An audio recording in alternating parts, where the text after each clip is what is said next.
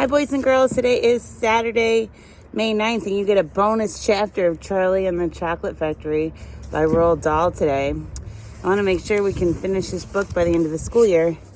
So we're going to read chapter 9 today, called Grandpa Joe Takes a Gamble.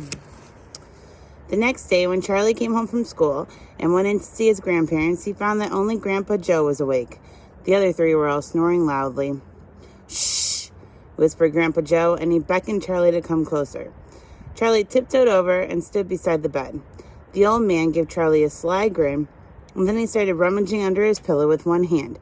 And when the hand came out again, there was an ancient leather purse clutching in the fingers.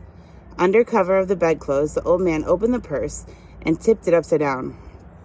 Out fell a single silver 10-cent piece. "It's my secret hoard," he whispered. "The others don't know I've got it. And now, you and I are going to have one more fling at finding the last ticket. How about it, eh? But you'll have to help me." "Are you sure you want to spend your money on that, Grandpa?" Charlie whispered. "Of course I'm sure," said the old man. "Don't stand there arguing. I'm just as crazy as you are to find that ticket. Here, take the money and run down to the street to the nearest store and buy the first Wonka candy bar you see and bring it straight back to me, and we'll open it together." Charlie took the little silver coin and slipped quickly out of the room. In 5 minutes, he was back. "Have you got it?" said Grandpa Joe, his eyes shining with excitement. Charlie nodded and held out the bar of candy.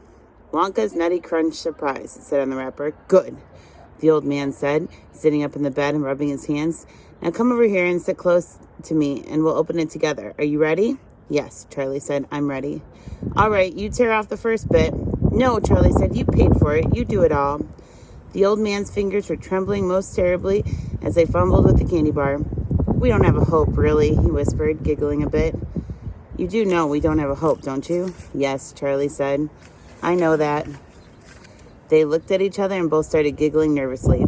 "Mind you," said Grandpa Joe, "there is just a tiny chance there might be the one, don't you agree?" "Yes," Charlie said, "of course. Why don't you open it, Grandpa?" "All in good time, my boy, all in good time. Which end do you think I ought to open first?" "That corner, the one furthest from you. Just tear off a tiny bit, but not quite enough for us to see anything." "Like this?" said the old man. "Yes. Now a little bit more." "You finish it," said Grandpa Joe. "I'm too nervous." "No, Grandpa, you must do it yourself." "Very well, then. Here goes." He tore off the wrapper. They both stared at what lay underneath. It was a bar of candy. Nothing more. All at once, they both saw the funny side of the whole thing, and they burst into peals of laughter. "What the heck's going on?" said Grandma Josephine, waking up suddenly.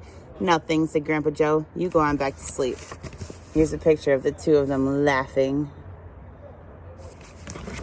Okay, and the next day, when I read this book, we will read chapter 10, called The Family Begins to Starve. All right, have a good weekend. Bye-bye.